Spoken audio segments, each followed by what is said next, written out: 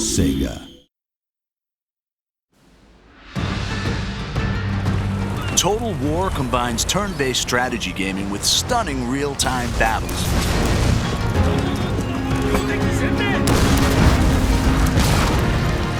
Players take command of nations, armies, and generals as they battle for ultimate victory. With breathtaking detail and unparalleled historical accuracy, Total War allows the player to recreate and change the course of history.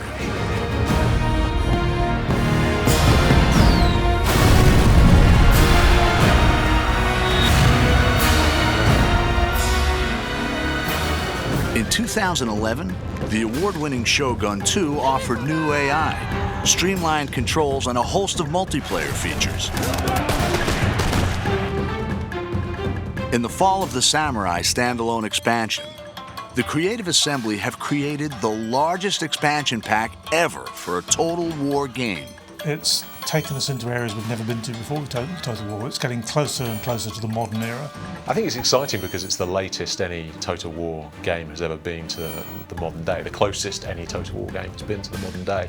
And with that brings a lot of really interesting different game features, a lot of scope in terms of how fast the game moves and how quickly your armies are deployed across the map, how many different types of units are available. Set 300 years later than the original game, The Fall of the Samurai sees the clash of traditional samurai culture with the explosive power of the early modern world. It's the late 19th century, which means that it's got some of the most advanced technology seen in a Total War game. So you've got torpedo ships, off-field artillery, all that kind of stuff that actually makes it feel quite different from particularly Shogun 2, which is obviously set in the 16th century.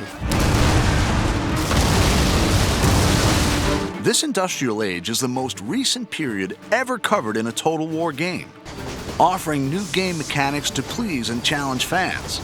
I mean, Japan actually started to build railways in this period or slightly afterwards. Railways on the campaign map have quite important strategic influence in that they allow you to move armies incredibly quickly. So as you capture more and more of the territory of Japan, you can move your armies around very effectively, and it's really important for bringing your best troops to the front. Fall of the Samurai doesn't require the original Shogun 2 game, and easy-to-follow tutorials will show new players how to command the action. It's a standalone expansion, so it's not a game add-on as such, in that you need the original game in order to play it, but it's a fully standalone version of the game itself. The game begins with the Boshin War in 1869, a dramatic turning point in Japanese history. The ruling shogunate is trading with the West, allowing new ideas to change Japan. Growing unrest ignites rebellion, which threatens to overthrow the shogun and restore the emperor to power for the first time in 600 years. The shogunate had ruled Japan for hundreds of years, since the time of Shogun 2. But people were getting more and more agitated as the shogunate kind of opened up Japan to foreign influence. And so there was a movement called Revere the Emperor, Expel the Barbarians. And it eventually sort of boiled up into full-blown rebellion where whole domains rise up and try and overthrow the shogunate. The player chooses a clan and decides whether to remain loyal to the shogun or to fight for the emperor. Every clan has their own unique strengths and challenges, civilian, diplomatic, or military. Each faction within an allegiance has its own clan trait, which gives it a very specific play style.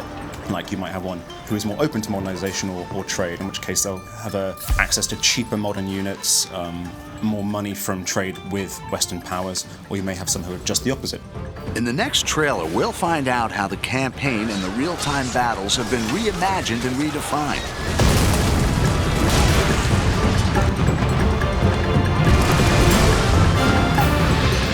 Fall of the Samurai is a whole new experience and an ambitious entry into the Total War series.